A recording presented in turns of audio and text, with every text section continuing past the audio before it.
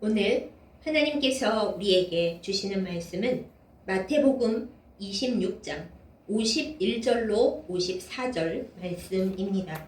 제가 가진 성경으로 신약성경 47페이지에 있습니다. 마태복음 26장 51절로 54절까지의 말씀 제가 받들어 읽겠습니다. 예수와 함께 있던 자 중에 하나가 손을 펴 칼을 빼어 대제사장의 종을 쳐 그 귀를 떨어뜨리니 이에 예수께서 이르시되 내 칼을 도로 칼집에 꽂으라. 칼을 가지는 자는 다 칼로 망하느니라. 너는 내가 내 아버지께 구하여 지금 12군단 더 되는 천사를 보내시게 할 수 없는 줄로 아느냐. 내가 만일 그렇게 하면 이런 일이 있으리라 한 성경이 어떻게 이루어지겠느냐 하시더라. 아멘. 기도하겠습니다.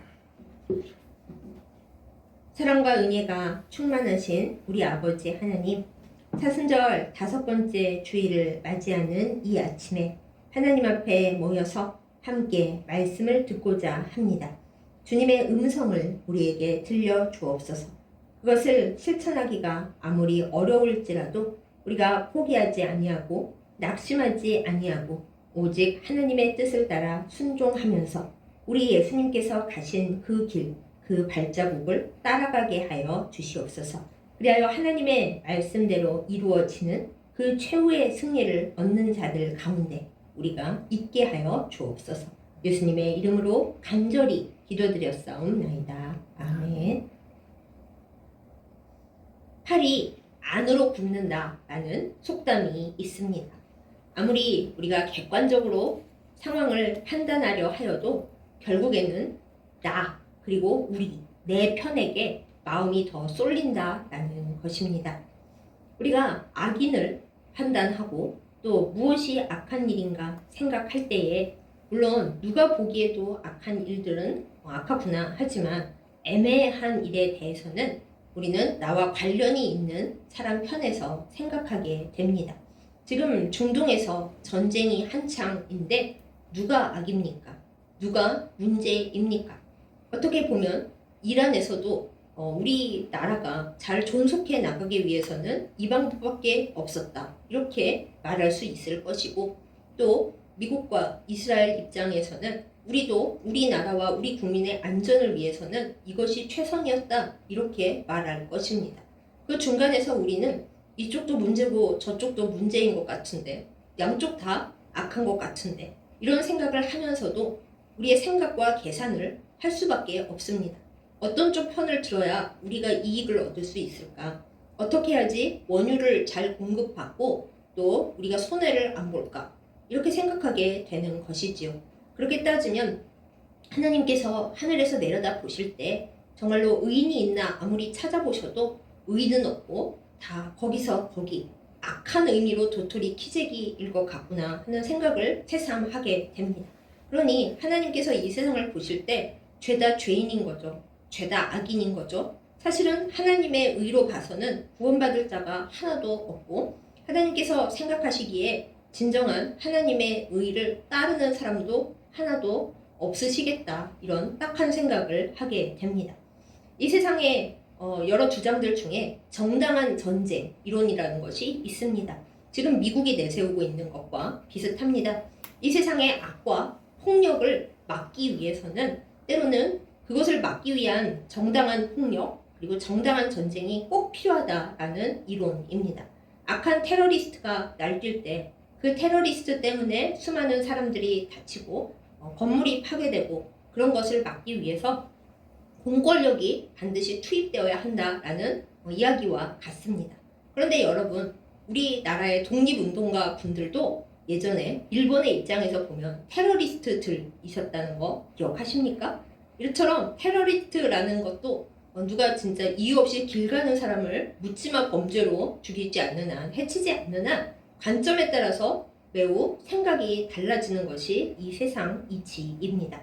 그래서 잘 생각을 해보면 폭력이 결코 답이 될 수 없다라는 것을 알게 됩니다. 폭력 자체도 나쁘고 그 폭력을 잡겠다고 또 다른 폭력을 휘두르는 것도 결코 아름다운 결과를 얻을 수는 없는 것이죠. 복수를 하잖아요. 그러면 복수를 당한 쪽은 나의 죄를 잊어버리고 또 우리의 사람들이 했던 죄는 다 잊어버리고 우리가 이렇게 억울한 일을 당했고 힘든 일을 겪고 있으니 우리도 복수하자 라고 더 큰 폭력으로 나아갈 수밖에 없는 것입니다. 이런 세상 속에서 우리 예수님께서는 모든 폭력의 악순환을 끊어버릴 수 있는 일을 하셨습니다.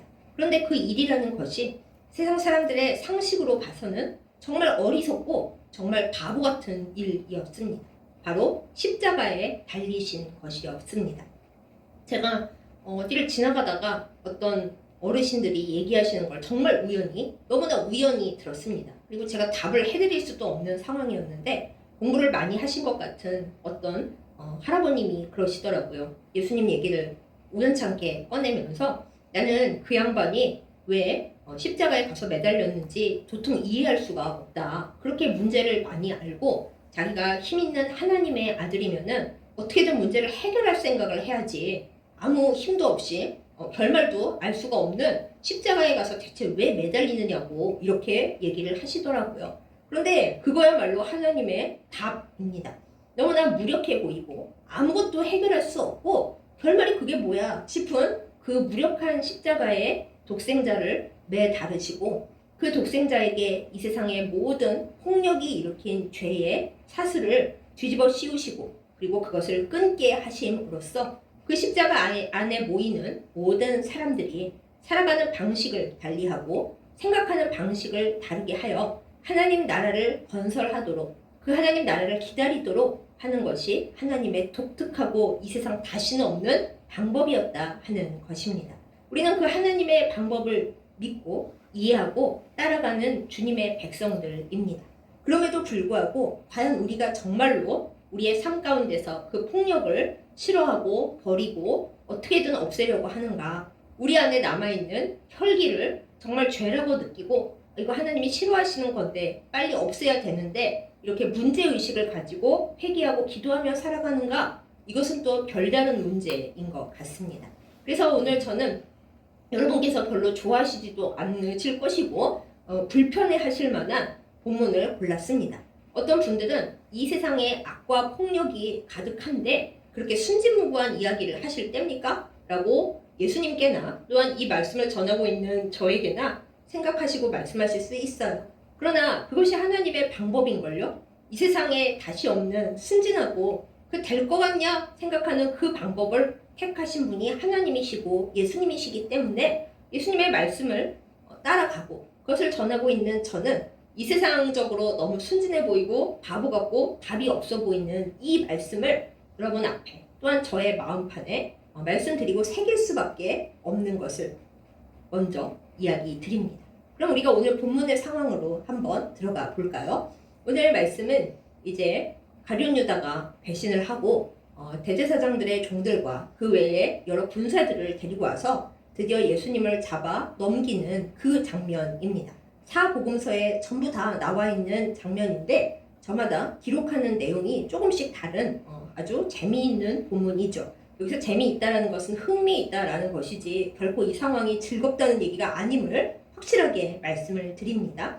가룟 유다가 예수님과 제자들이 있는 곳에 그 원수들의 부하들을 데리고 와서 예수님을 잡을 때에 오늘 본문의 시작입니다. 예수님과 함께 있던 자, 그 곁에 섰던 사람들 중에 어떤 사람이 너무 열받고 화가 나잖아요. 예수님을 잡으려고 하다니. 그래서 그 손에 있는 칼을 들고서 그야말로 흉기를 들고서 대제사장의 종 중에 하나의 그 몸을 치다가 근데 칼질을 되게 못하는 사람이었나 봐요. 평소에 칼을 안 드는 사람이었던 거겠죠. 사실 예수님 제자들이 칼 들 일이 뭐가 있었겠습니까? 그런데 잘못해서 대제사장의 종의 귀를 쳐서 떨어뜨렸습니다. 귀가 잘려져 나간 거예요. 한쪽 귀가. 그런데 예수님께서 이 상황을 보시고 아이고 잘했다 야. 근데 이왕이면 귀 말고 좀 쓸데있는 뭐 팔이나 다리를 찌를 것이지 너는 칼솜씨가 그게 뭐냐? 이러지 않으셨습니다. 지금 예수님은 아주 긴박한 상황이세요. 겟세마네 동산, 감람산에서 정말 피 같은 땀을 흘리시면서 기도하셨고 스스로 앞으로 어떻게 될지 다 알고 계십니다. 심장이 두근두근하죠. 아무리 하나님의 아드님이시지만은 사람이시기에 이 순간 예수님은 고통스러우셨을 것이고 앞으로 일어나는 일에 대해서 참 캄캄한 편치 않은 그런 마음이셨을 겁니다. 그런 와중에 웃기지만 아무튼 예수님을 지켜보겠다고 제자 중 한 사람이 칼을 휘둘러서 상대방 측에 누군가의 귀를 쳐서 떨어뜨렸는데 예수님 오늘 뭐라고 말씀을 하십니까? 우리가 다 잘 알고 있는 그러나 실천하기는 어려운 그 말씀. 네 칼을 칼집에 도로 꽂으라. 언제까지 칼 들고 설칠래? 그거 안 된다. 칼을 가지고 설치면 칼을 가지고 있는 자, 칼로 흥하는 자는 바로 그 칼 때문에 망하느니라. 이렇게 말씀을 하셨습니다. 네가 지금 혹시 폭력을 휘둘러서 나를 구할 수 있다고 쳐봐라. 그런데 그 칼을 휘두른 것 때문에 너는 또다시 다른 칼에 망하게 되는 거다. 예수님께서 진리 중에 진리에 그러나 우리는 결코 행하기도 어렵고 받아들이기는 더 어려운 그 말씀을 지금 해주시는 겁니다. 그러면서 보다 더 길게 말씀을 하시죠. 이 말씀이 사복음서 중에 오직 마태복음에만 있었기 때문에 제가 고민을 하다가 마태복음의 이 구절을 고른 건데요. 예수님이 말씀을 하십니다. 너는 내가 지금 아버지께 구해서 12군단도 더 되는 천사를 오게 할 수가 없어서 이렇게 당하는 줄 아느냐 이렇게 말씀을 하십니다. 예수님께서 아버지 하나님께 요청만 하시면 지금 천군 천사가 12군단도 더 되게 올 수 있다라는 거예요. 예수님께서 힘이 없어서 당하시는 게 아니다라는 것입니다. 그럼 여기서 또 잠시 궁금한 생각이 듭니다. 12군단이 대체 천사 몇 명이야? 그리고 천사를 사람처럼 셀 수가 있는 거야? 네, 여기에는 우리가 굉장히 조심해야 할 포인트가 있습니다. 한동안 저기 러시아 쪽의 정교회에서 바늘 끝에 천사가 몇 천사 설 수 있을까라는 되지도 않는 걸 가지고 씨름을 했습니다. 그러다 다 같이 공산주의에 망했죠. 그리고 최근에 제가 이제 이단 사이비에 끌려갔다 온 학생으로부터 질문을 받은 적이 있어서 얘가 이단에 잠깐 들어갔구나 라고 느낀 게 있는데 귀신이 방 안에 몇 마리 들어갈 수 있는가 뭐 그런 얘기를 하더라고요. 똑같은 이야기예요. 그런데 다시 한번 말씀드립니다. 우리처럼 몸이 있는 사람이나 동물이나 뭐 식물이면은 모를까 영적인 존재인 천사나 악한 귀신은 우리랑 똑같은 명수로 세는 게 아니에요. 그러니까 뭐 방이나 바늘귀 위에 몇 명 서 있냐? 몇 마리가 있냐? 의미가 없습니다. 그렇게 따지는 게 아닙니다. 영적 존재는. 그런데 여러분께서 저에게 물으시겠죠. 아니 오늘 예수님께서 직접 12군단도 더 되는 천사라고 하셨는데요? 네, 그렇습니다. 그럼 12군단은 또 몇 명인 건가? 로마식의 군단 편성하는 기준을 보면은 한 군단이 6,000명이었대요. 그러면 12군단이면 72,000이겠죠? 그러면 예수님이 72,000명보다 더 많은 천사들을 내가 지금 호출할 수가 없어서 이러고 있냐라고 얘기하신 건가? 성경을 그냥 그렇게 곧대로만 읽으면은 문제가 많이 발생을 합니다. 여기서 예수님께서 12군단도 더 되는 천사라고 말씀하시는 것은 왜 굳이 12일까요? 12은 이스라엘에서 또 로마 세계에서도 마찬가지로 아주 완전한 수입니다. 꽉 차는 수, 헤아릴 수 없이 많다라는 뜻이에요. 그래서 우리가 14만 4천 명 얘기할 때도 12 곱하기 12 곱하기 1000 그래서 아주 완벽하고 많은 헤아릴 수 없이 많은 무리라는 상징 숫자로 쓴 거지 진짜 딱 그 숫자라는 게 아닙니다. 그리고 옛날에는 숫자를 그런 식으로 계산하지도 않았고요. 요즘 들어서 그러는 거죠. 그러니까 예수님께서 12군단도 더 되는 천사 얘기하셨을 때는 72,000 천사보다 더 많이가 아니라 우리 눈과 우리 손으로 헤아릴 수 있는 것보다도 더 많은 그러니까 엄청나게 많은 천군 천사를 불러오실 수 있지만 그렇게 안 하신다라는 그 뜻이에요. 왜요? 아니 예수님 왜요? 그러면은 예수님이 왕이시라는 거 예수님 나라가 확실하다는 걸 보여주러 좀 그렇게 하시지 그렇게 안 하시는 이유는 아버지 하나님께서 선지자를 통하여 이런 일이 앞으로 있을 거다. 내 아들, 내 종이 와서 너희를 구원할 것이다. 라고 말씀하신 그 성경이 이루어져야 하기 때문에 이렇게 안 하신다. 라고 말씀을 하신 겁니다.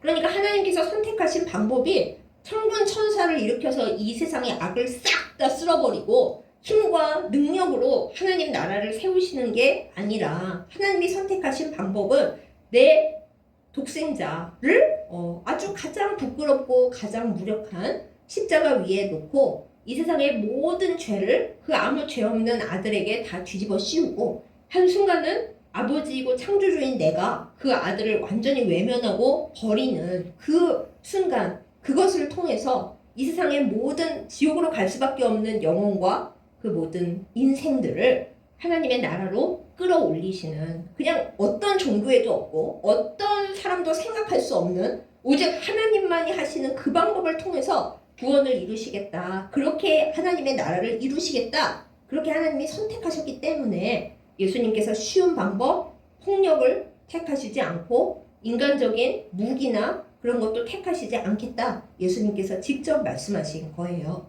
이처럼 예수님의 나라는, 하나님께서 만들고 싶어 하시는 나라는 평화의 나라입니다. 힘의 나라가 아니고, 힘 없음이, 무력함이 하나님의 은혜로 말미암아 가장 강한 힘으로 변모하는, 칼보다 강한, 총보다 강한, 탄도미사일이나 집속탄하고는 비교할 수도 없이 강한, 영원히 변하지 않는 하나님 나라를 십자가로 만드신다라는 것입니다. 그 똑같은 이야기를 이제 누가복음에서는 조금 더 쉽게 얘기를 합니다. 누가복음은 좀 더 우리의 생활 밀착형이고 우리의 감정 밀착형이기 때문에 12군단 얘기는 나오지 않고, 또 마태복음에는 없는 얘기가 나옵니다. 이제 그 대제사장의 종의 귀를 딱 잘랐어요. 근데 그 상황을 보고서 하고 있는데 예수님께서 이렇게 말씀하십니다. 이것까지 참으라. 너무 우리는 속이 터지는 말이죠. 우리가 너무 속상한 일을 당하고 억울한 일을 당하고 폭력을 당했어요. 정말 내가 그 사람을 찾아가서 죽여버려도 시원치 않겠다. 그렇게 생각하는 와중에 저도 가끔 예수님께서 제 기도 중에 들려주시는 말씀인데, 이것까지 참으라. 내가 다 책임질 테니까. 너는 이것까지 참으라. 이걸로 너가 혈기를 부리고 폭력을 할 이유가 하나도 없다. 다 나한테 맡기고 내 십자가에 올려놓고 이것까지 참으라. 그러면서 우리가 흔히 알고 있는 이야기로 이제 넘어가요. 마태복음엔 없었던 이야기인데 예수님께서 그 귀 잘린 대제사장의 종의 그 귀를 잡으시고 고쳐주셨습니다. 제자리에 저를 딱 갖다 붙이셨어요. 솔직히 그 대제사장의 종은 무슨 죄겠어요. 예수님을 잡으러 오고 싶어서 온 게 아닙니다. 위에 지도자가 잡으러 가라 그랬기 때문에 온 건데, 예수님의 제자 중 누군가가 화가 나서 그 사람한테 화풀이를 한 거죠. 그 당사자가 무슨 죄겠어요. 사실은 예수님이 아시는 거죠. 그래서 그 사람의 귀를 잡아서 다시 제자리에 딱 갖다 붙이고 고쳐주시면서 본인의 제자들께는, 본인의 사람들에게는 이것까지 참으라. 이것까지 다 참으라. 내가 뒷일을 알아서 할 테니 너희는 지금 이것을 참으라 라고 말씀을 해주십니다. 여기까지 우리가 답답하지만 그렇구나. 그런데 대체 그 제자는 누구고 그 대제사장의 종은 또 누구야? 궁금하죠. 그것을 위해서 요한복음이 있습니다. 공관복음서, 마태, 마가, 누가에서는 대체 그 예수님 곁에 섰던 그 제자 누군지 이름 얘기 안 해줍니다. 대제사장의 종의 이름도 얘기 안 해줍니다. 그야말로 그 두 사람을 지키기 위해서였어요. 왜냐하면 그 사람이, 칼을 든 사람이 바로 시몬 베드로였기 때문입니다. 그런데 시몬 베드로가 68년까지 생존해 있었고, 마테마가 누가복음은 그 전에 기록되었기 때문에 혹시라도 이 기록을 보고 누군가가 쫓아와서 시몬 베드로에게 악한 일을 하거나 비난을 하거나 그럴 것을 걱정해서 새 복음서의 저자들은 시몬 베드로의 이름을 싹 감춰버렸습니다. 더불어 그가 누구를 공격했는지도 싹 감췄습니다. 그러나 요한복음은 굉장히 늦게 쓰여졌어요. 사도 요한이 막내 제자고 순교하지 않고 끝까지 이제 그야말로 수명대로 다 살고 하나님께 부름받았기 때문에 마지막에 기록이 됐거든요. 그래서 거기서는 이제 시몬 베드로는 소천했기 때문에 이름을 숨길 이유가 없었죠. 그래서 칼을 든 제자는 시몬 베드로고, 귀가 잘린 대제사장의 종은 이름이 말고다. 요즘으로 말하면 마르코다. 그렇게 딱 알려줬습니다. 그러면서 요한복음에서는 이제 마태복음에는 있으나 마태복음에는 있는데 거기 마태복음에서는 빠진 얘기를 또 조금 추가를 해줍니다. 예수님께서 말씀하십니다. 검을 네 칼에 그 칼집에 꽂아라 얘기를 해주시고, 성령 얘기를 또 다르게 하십니다. 아버지께서 나에게 이 잔을 마시라고 하시는데 내가 아버지께서 주시는 잔을 안 마실 수가 있겠느냐. 그러니까 나는 아버지의 뜻에 순종하느라 이것을 해야 하고 하니까 너는 그 칼은 검집에다 다시 꽂아. 이렇게 말씀하셨다라고 기록이 조금씩 다릅니다. 여러분께서 한번 나눠서 살펴보시면 사보금소가 다 똑같은 게 아니구나. 조금씩 차이가 있고 서로 보완을 하는구나. 그럼 여러분이 그러실 거예요. 아니, 같은 사건을 봤는데 왜 이렇게 진술이 조금씩 달라요? 사람마다 본 장면이나 또 본 각도나 기억하고 있는 말들이 다를 수가 있잖아요. 여러 사람들에게 들은 이야기인데다가 마태와 요한은 예수님의 직계 제자들이지만 마가와 누가는 아니잖아요. 그래서 들은 자료나 기록되어 있는 자료를 바탕으로 했기 때문에 조금씩 차이가 있다 하는 것을 아셨으면 좋겠습니다. 제가 여담으로 너무 깊게 넘어가 버렸는데 그래요. 하나님께서 예수님을 통하여 행하시는 그 십자가의 구원은 폭력 아니고 절대적인 평화였습니다.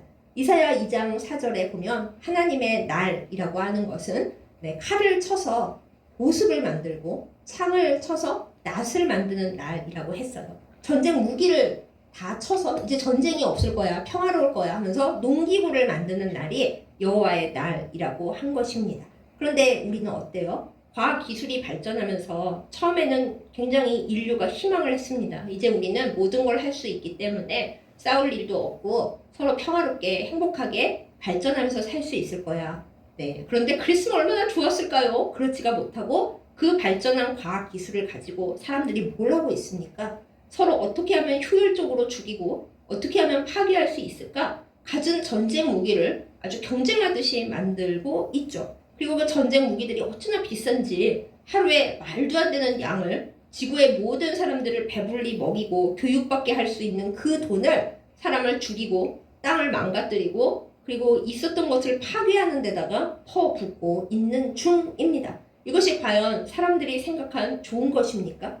하나님께서 그러실 거예요. 너희가 그렇지 폭력을 가지고 모든 걸 해결하려고 하는 방법은 그렇게 되는 거야. 그러니까 그건 안 돼. 예수 그리스도의 십자가의 평화만이 그 너희를 살릴 수 있고 너희의 폭력을 끝낼 수 있어 라고 하나님께서 말씀하시는 것이 들리는 것만 같습니다. 그래서 반전 십자가라는 것이 있습니다. 그 십자가 모양을 보면은 이제 예수님의 십자가가 칼을 딱 깨부수고 있는 것 같은 그런 형상이에요. 칼을 깨부술 수 있는 것, 칼의 힘을 끝낼 수 있는 것은 우리 주 예수 그리스도의 그 힘이 없어 보이지만 가장 강한 기적과도 같은 십자가밖에는 없다라는 것을 보여주는 십자가입니다. 또한 그 십자가를 이렇게 45도 각도로 돌리면은 X 표시가 나와요. 무기는 안 된다, 전쟁은 안 된다라는 것을 보여주는 십자가라고 하겠습니다. 그럼 여러분께서 또 저에게 물으실 거예요. 다 좋은 얘긴데요. 그게 성경에서나 가능한 이야기지. 먼 미래에 주님 오시고 나서야 가능한 이야기지. 이 세상에서 우리가 전쟁을 반대한다고 외치고 뭐 무기를 만들지 말자고 외친들 우리가 말한다고 그게 돼요? 네, 그렇죠. 많은 사람들이 이 문제를 가지고 괴로워합니다. 우리의 목소리나 우리의 노력이나 우리의 기도가 막상 이 세계의 죄악과 무기와 또 전쟁 앞에서 아무런 힘도 없는 것처럼 느껴지지요. 그렇습니다. 근데 예수님의 십자가도 마찬가지 아닌가요? 사람들은 십자가를 어리석게 여겼습니다. 비웃었습니다. 하나님의 아들 또 왕이라면서 저렇게 죽는 것이 답이야? 그때도 수많은 사람들이 조롱을 했고요. 지금도 마찬가지죠. 그러나 하나님의 은혜를 알고 믿은 우리들은 압니다. 그 당시에도 주님을 알고 영접한 이들은 압니다. 가장 어리석고 가장 힘없어 보이는 그 십자가만이 진정으로 우리의 문제와 우리의 죄를 해결할 수 있는 유일하고도 강력한 나라이고 힘이라는 사실을 말입니다. 다니엘서 2장에 보면 손대지 아니한 돌이 나옵니다. 아주 훌륭한 금, 은, 노, 쇠 별걸로 다 만든 신상이 있었으나 결국에는 다 부서져 나가고 어디서 왔는지 알 수 없는 그 손대지 아니한 돌이 날라와서 그것을 부수고 무더기를 가득하게 쌓아놔요. 그 돌이 무엇일까요? 하나님의 나라 그리고 사람의 힘으로 어찌할 수 없는 일들을 그 폭력을 그 파괴적인 것을 다 끝내시는 우리 주 예수 그리스도의 나라입니다. 사랑하는 여러분, 이것을 우리가 어떻게 만들어 갈 수 있을까요? 우리가 전쟁이 끝나게 해달라고 울부짖으며 기도를 한다 한들 당장 끝나지도 않는다라고 우리는 생각합니다. 우리가 이 세상의 폭력이 없어졌으면 하고 평화운동을 한다 한들 어떻게 이 인간들에게서 폭력을 없앨 수가 있어요? 우리는 아무것도 안 돼 라고 우리는 좌절하고 슬퍼하고 실망합니다. 그러나 그럼에도 불구하고 이거 중요한데요. 하나님께서는 십자가의 능력을 알고 있는 우리에게 말씀하십니다. 그것이 아무리 쓸데없어 보일지라도, 아무리 능력이 하나도 없어 보일지라도 내가 대체 여기서 뭘 하고 있는 걸까? 내가 평화를 위해 기도하고 내가 소속되어 있는 공동체의 평화를 위해서 애쓰는 것이 대체 무슨 의미가 있을까라고 허무한 생각이 들어도, 마귀가 우리에게 다 쓸데없어 라고 말할지라도 그래도 너희는 평화를 위해 나아가라 라고 하나님께서 우리에게 말씀을 주십니다. 사랑하는 여러분, 쓸모는 이 세상에서 따지는 것이 아닙니다. 하나님께서 보십니다.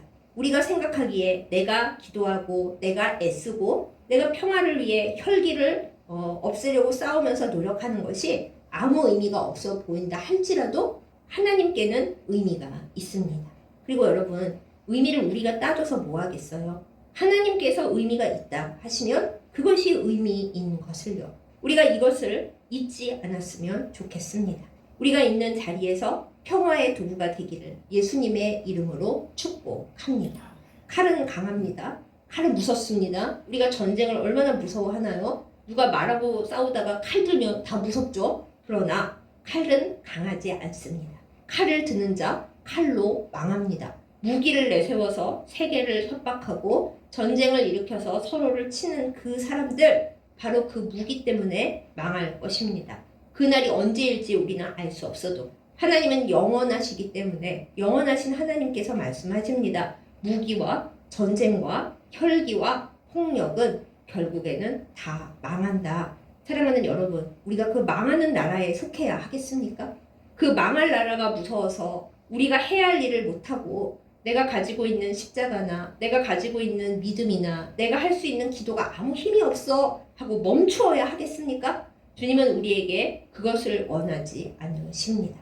하나님의 놀라운 기적, 하나님께서 모든 것을 휙 바꾸어 버리시는 그 날이 오기까지 우리는 기다리면서 기대하면서 소망하면서 눈물로 하나님이 원하시는 바로 그 일을 해 나가야 합니다.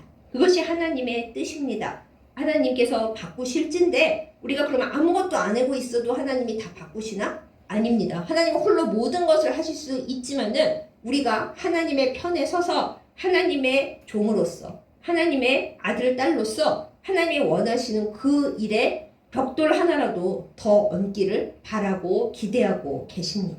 그러면서 내가 하는 일이 아무리 작을지라도 하나님은 착하고 충성된 종이라 여겨주시고 마지막에 면류관 주실 것입니다. 그러므로 사랑하는 여러분, 내가 지금 대체 뭐하고 있는 건가 하는 생각이 들 때 단호하게 말씀하세요. 하나님께서는 칼을 칼집에 꽂으라고 하셨다. 그러므로 오늘 내가 요만한 카터를 다 안전하게 치우고 이 세상, 우리 가정에서, 내가 속한 공동체에서 일어나고 있는 갖가지 폭력들, 언어 폭력, 행동의 폭력, 생각의 폭력, 잘못된 가치관으로 남들을 힘들게 하는 그 모든 폭력 상황에서 내가 할 수 있는 것만큼 우리 주 예수 그리스도의 십자가 붙잡고 평화를 이루기 위해 애쓰는 그것, 하나님은 크게 보신단다. 그거를 잊지 않는 우리이기를 예수님의 이름으로 축복합니다. 하나님은 작은 자를 크게 여기십니다. 아시죠? 소자에게 냉수 한 그릇 주는 것을 하나님은 우리 예수님께서 말씀하시기를 나에게 주는 거라 그러셨어요. 우리가 우리의 작은 공동체에서 나의 혈기 어린 말, 혈기 가득한 생각, 폭력적인 행동, 그거 하나를 멈추고 그렇게 하는 사람들을 평화로 이끌며 그 평화를 위해서 기도할 때, 전쟁이 가득한 이 세상 속에서 하나님 이 전쟁을 부디 끝내 주십시오 하고 눈물 한 방울을 흘려 기도할 때 아무것도 아닌 것 같아도 하나님 나라는 바로 그 힘으로 굴러갑니다. 그것을 잊지 않는 우리가 되기를 예수님의 이름으로 축복합니다. 사랑하는 여러분, 어느 편에 서시렵니까? 혈기와 폭력의 편에 서시렵니까? 아니면 아무 힘이 없어 보여도 마침내 모든 것을 뒤바꾸고 결국에는 온 세상을 그야말로 새롭게 바꿀 우리 주 예수 그리스도의 십자가 편에 서시겠습니까? 하나님은 우리의 삶의 매 순간순간마다 우리에게 묻고 계십니다. 지금 너는 어느 편에 섰니? 이 순간 너는 어디에 서 있니? 칼 쪽에 서 있니? 아니면 십자가 쪽에 서 있니? 너는 칼보다 강한 십자가의 힘을 믿느냐? 우리가 진짜로 믿는다면 지금 십자가가 어리석어 보이고 내가 십자가 편을 붙잡는 것이 너무 억울하고 이게 뭐하는 짓인가, 나도 칼 들고 나가서 싸워야 되는데, 그런 생각이 들 때 하나님의 질문에 지혜롭게 행동으로 답하는 우리가 되기를 원합니다. 하나님, 칼보다 강한 것이 십자가인 것을 믿습니다. 이 세상 나라는 결국엔 멸망하지만 하나님의 나라, 우리 주 예수 그리스도의 나라는 연약하고 헛된 것 같아 보여도 결국엔 그 모든 폭력을 이기고 승리한다는 것을 저는 믿습니다. 그러므로 저는 칼보다 강한 십자가 편에 서겠습니다. 지금 어리석고 지금 바보 같고 내가 뭐 하는 짓인가, 그래도 나는 영원한 승리를 믿기 때문에 십자가의 편에 서렵니다. 십자가를 선택합니다. 이 고백을 매 순간 해나가는 우리가 되기를 예수님의 이름으로 축복합니다. 사랑하는 여러분, 거창한 전쟁까지 가지 않아도 우리 주변에 폭력은 많이 있습니다.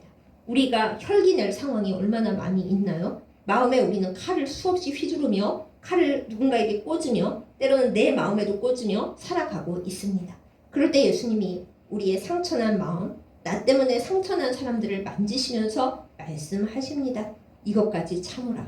너의 혈기 다 참으라. 너가 지금 기도해서 하나님께로부터 수많은 천군천사 오게 할 수 있을지라도 그래도 참으라. 왜? 우리의 혈기와 우리의 폭력은 바로 그것 때문에 우리를 망하게 하고 우리를 구원받지 못하게 하기 때문입니다. 그러므로 우리는 우리의 마음속의 칼, 우리의 행동과 우리의 말 속에 있는 그 모든 칼을 버리고 검집에 꽂으라고 하신 예수님께 그것을 다 내어놓으면서 주님, 이 시간 저는 칼이 아니라 주님의 십자가를 선택합니다. 주님의 십자가를 선택할 때 주님의 보혈의 권능이 나에게 오고 그 모든 혈기와 그 참을 수 없는 억울함과 그 모든 슬픔을 다 녹일 수 있는 성령의 기름 부으심이 내게 있을 것을 믿습니다. 라고 고백하면서 주님의 편에 서기를 선택합니다. 이 우리의 날마다의 선택이 모이고 모여서 나의 서는 자리가 달라지고 나의 갈 길이 달라지고 하나님께서 나에게 주시는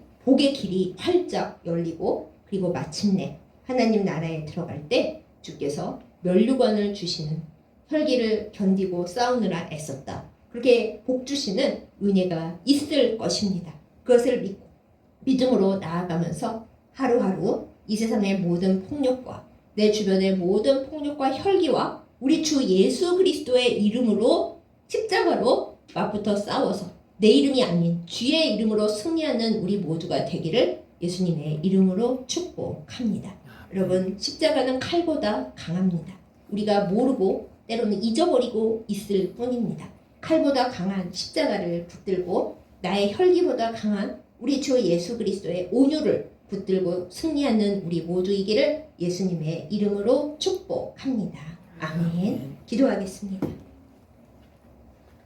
하나님 아버지, 하나님께서 쉽고 편한 폭력과 힘의 길을 선택하지 아니하시고 이 세상 가장 창피하고 무력하고 그리고 억울한 십자가를 택하여 독생자에게 지게 하심을 우리는 믿고 있습니다.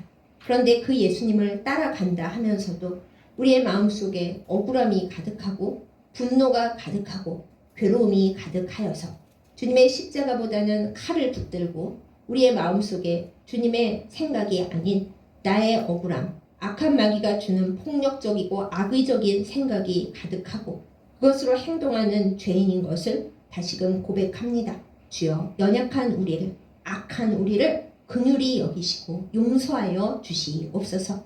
예수께서 베드로의 칼에 귀가 잘린 말고를 고쳐주시면서 제자들을 돌아보시면서 얘들아, 이것까지 참아라.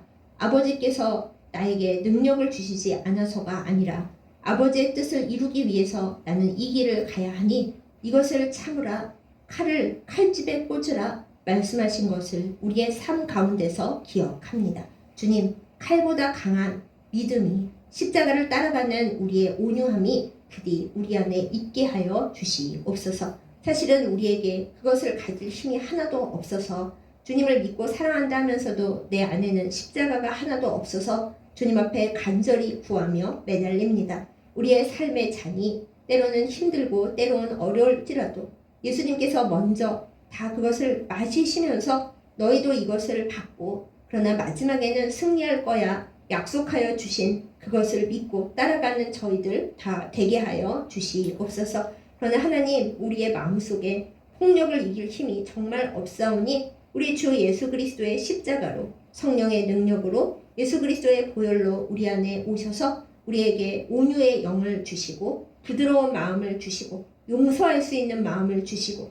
너그럽게 여길 수 있는 마음을 주시고 그러나 이 세상의 전쟁과 폭력에 대항하여 주의 이름으로 기도하며 싸우는 그 힘을 우리에게 허락하여 주시옵소서. 주님, 칼보다 강한 십자가를 믿습니다. 십자가를 의지합니다. 십자가에 오르신 예수 그리스도께서 하셨던 그 용서와 화해의 영을 따라가기를 원합니다. 주여 힘을 주시옵고 우리를 주의 형상 만드사 모든 혈기와 폭력의 그 죄 가운데서 풀어주시고 구원하여 주시옵소서. 예수님의 이름으로 간절히 기도드렸사옵나이다. 아멘.